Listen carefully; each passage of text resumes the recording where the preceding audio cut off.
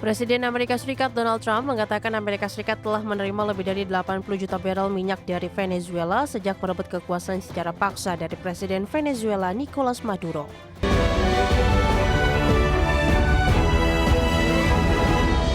Amerika Serikat telah menerima 80 juta barel minyak mentah dari Venezuela sejak pelaksanaan operasi militer yang mengkudeta Presiden Nicolas Maduro. Meski demikian, hasil dari penjualan minyak yang telah didapat Amerika Serikat tetap akan diberikan pada Venezuela. Presiden Amerika Serikat Donald Trump mengatakan Amerika Serikat telah menerima lebih dari 80 juta barel minyak dari Venezuela sejak merebut kekuasaan secara paksa dari Presiden Venezuela Nicolas Maduro. Amerika Serikat telah mengambil alih kendali atas ekspor minyak dari Venezuela setelah serangan militer yang menangkap Maduro pada Januari 2026 lalu. Adapun Maduro telah didakwa dengan pasal perdagangan narkoba dan kejahatan lainnya di pengadilan di New York. Sebelumnya, Menteri Energi Amerika Serikat Chris Wright menjelaskan Amerika Serikat tidak hanya akan memasarkan minyak yang disimpan di Venezuela, tetapi juga akan mengendalikan penjualan produksi minyak dari negara tersebut tanpa batas waktu. Chris menjelaskan penjualan tersebut akan dilakukan oleh pemerintah Amerika Serikat dan hasil penjualannya akan disetorkan ke rekening yang dikendalikan oleh pemerintah Amerika Serikat. Adapun hasil dari penjualan tersebut juga akan diterima oleh Venezuela untuk memberi manfaat bagi masyarakat setempat. Hal itu karena pengaruh dan kendali Amerika Serikat atas penjualan minyak ditujukan untuk mendorong perubahan yang harus terjadi di Venezuela. Berbagai sumber, IDEX Channel.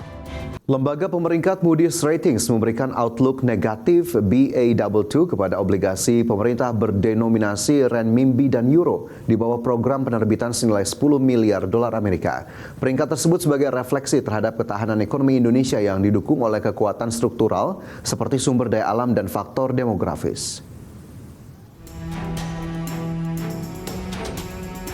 Lembaga pemeringkat Moody's Ratings memberikan outlook negatif kepada obligasi pemerintah berdenominasi renminbi dan euro di bawah program penerbitan senilai 10 miliar US dollar.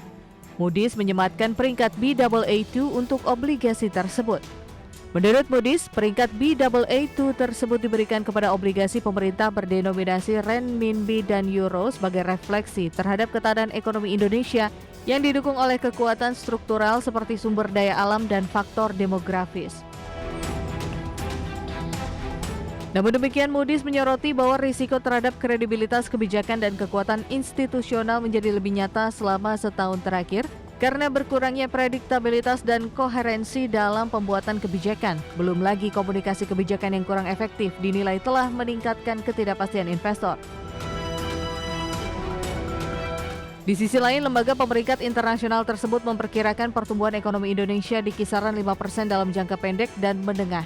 Defisit APBN juga tetap berada di bawah 3% terhadap PDB, sedangkan rasio utang di sekitar 40% terhadap PDB. Akan tetapi Moody's melihat kebijakan pemerintah yang mendorong pertumbuhan dengan belanja menimbulkan risiko fiskal. Hal ini dipengaruhi oleh basis penerimaan negara yang lemah di tengah kebutuhan belanja jumbo untuk ketahanan pangan dan program perumahan.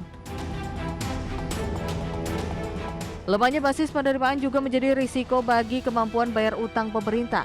Hal ini bisa membatasi fleksibilitas fiskal dan meningkatkan sensitivitas terhadap pergeseran kepercayaan pasar. Tim Liputan IDX Channel.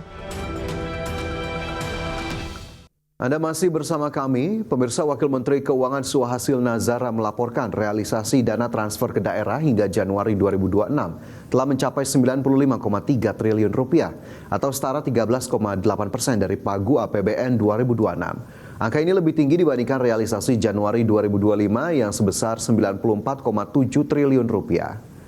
Pemerintah juga memberikan perhatian khusus bagi daerah terdampak bencana di wilayah Sumatera. Penyaluran TKD dilakukan dengan relaksasi tanpa syarat salur di 3 provinsi terdampak. Selain itu, pemerintah menyiapkan tambahan alokasi TKD sebesar 10,65 triliun rupiah untuk wilayah Aceh, Sumatera Utara, dan Sumatera Barat. Dana tambahan tersebut akan mulai dicairkan secara bertahap mulai akhir Februari 2026. Pemerintah menegaskan percepatan dan fleksibilitas penyaluran TKD diharapkan dapat mendukung pemulihan daerah, mempercepat penanganan dampak bencana, serta menjaga keberlanjutan pelayanan publik dan aktivitas ekonomi di wilayah terdampak. Transfer ke daerah telah dicairkan 95,3 triliun rupiah di Januari 2026 ini, termasuk yang sifatnya reguler maupun yang sifatnya itu on top, terutama untuk beberapa daerah bencana.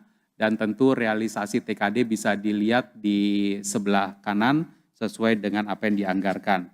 Dan khusus untuk realisasi transfer ke daerah di daerah terdampak bencana, di slide yang berikut, telah dilakukan penyaluran TKD dengan relaksasi tanpa syarat salur di 3 provinsi yang terdampak bencana Sumatera, serta pemerintah telah menyiapkan tambahan alokasi transfer ke daerah 10,65 triliun untuk wilayah Aceh, Sumut, dan Sumbar yang akan mulai dicairkan bertahap mulai akhir bulan Februari ini, jadi minggu depan. Kementerian Investasi dan Hilirisasi atau Badan Koordinasi Penanaman Modal mendorong upaya optimalisasi mempermudah perizinan melalui sistem online single submission atau OSS. Hal ini guna meningkatkan masyarakat dalam memperoleh nomor induk berusaha atau NIB. Kementerian Investasi dan Hilirisasi atau Badan Koordinasi Penanaman Modal mendorong kemudahan perizinan berusaha melalui sistem online single submission atau OSS. Wakil Menteri Investasi dan Hilirisasi Todo Tua Pasaribu mengaku sering menerima keluhan terkait OSS yang disebut sulit diakses untuk memilih nomor induk berusaha atau NIB. Namun menurutnya hambatan tersebut terjadi karena terkendala persetujuan kesesuaian kegiatan pemanfaatan ruang atau PKKPR atau izin lokasi. Untuk itu pihaknya melakukan penyesuaian aturan penerbitan NIB melalui peraturan pemerintah nomor 28. Penyesuaian dilakukan untuk mendorong pelaku usaha mikro mengantongi izin berusaha. Para pelaku usaha kita ini sekarang secara angka melalui nomor induk berusaha yang kita punya itu ada sekitar 15.400.000 pelaku usaha. Dan ini angka pertumbuhannya pelaku usaha ini sangat tinggi.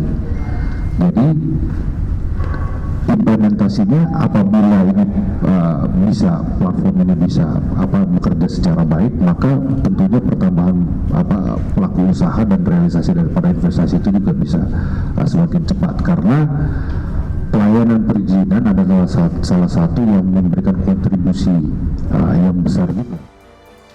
Hingga saat ini tercatat baru 15 juta pelaku usaha yang didominasi pelaku usaha UMKM baru memiliki nomor induk berusaha. Untuk itu pemerintah mengejar 40 juta pelaku usaha mikro yang belum memiliki NIB. Dengan adanya kemudahan penerbitan NIB ini diharapkan sejalan dengan peningkatan investasi yang dilakukan di dalam negeri sehingga diharapkan mampu mendorong perekonomian nasional. Dari Jakarta, Ade Firmansyah, IDEX Channel. Kembali bersama kami di Prime Market Highlights, pemirsa. Amerika Serikat dan Iran kembali melanjutkan perundingan nuklir di Jenewa, Swiss. Namun petinggi kedua negara justru saling melempar pernyataan yang bertolak belakang sehari sebelum digelarnya perundingan. Amerika Serikat dan Iran kembali melanjutkan perundingan nuklir di Jenewa, Swiss pada Kamis ini waktu setempat. Perundingan berlanjut di tengah meningkatnya ancaman militer dan penumpukan armada tempur Amerika Serikat di Timur Tengah. Pembicaraan terbaru ini bertujuan menyelesaikan sengketa nuklir yang telah berlangsung selama beberapa dekade dan mencegah potensi serangan baru Amerika Serikat terhadap Iran. Delegasi Amerika Serikat dipimpin oleh utusan khusus Steve Witkoff dan menantu Presiden Donald Trump, Jared Kushner. Sementara itu Iran diwakili oleh Menteri Luar Negeri Abbas Araghchi. Sementara itu, saat berbicara di hadapan Kongres, Trump menyatakan Iran tengah mengembangkan rudal yang dapat mengancam Eropa dan Amerika Serikat. Wherever I can, but I will never hesitate to confront threats to America wherever we must. That's why in a breakthrough operation last June, the United States military obliterated Iran's nuclear weapons program with an attack on Iranian soil known as Operation Midnight Hammer. Namun para pejabat tinggi Iran justru menyebut pernyataan Trump termasuk soal senjata nuklir Iran sebagai kebohongan besar. Mereka menegaskan perundingan di Jenewa akan berhasil jika para pihak saling menghormati. Sebagai sumber untuk IDX Channel.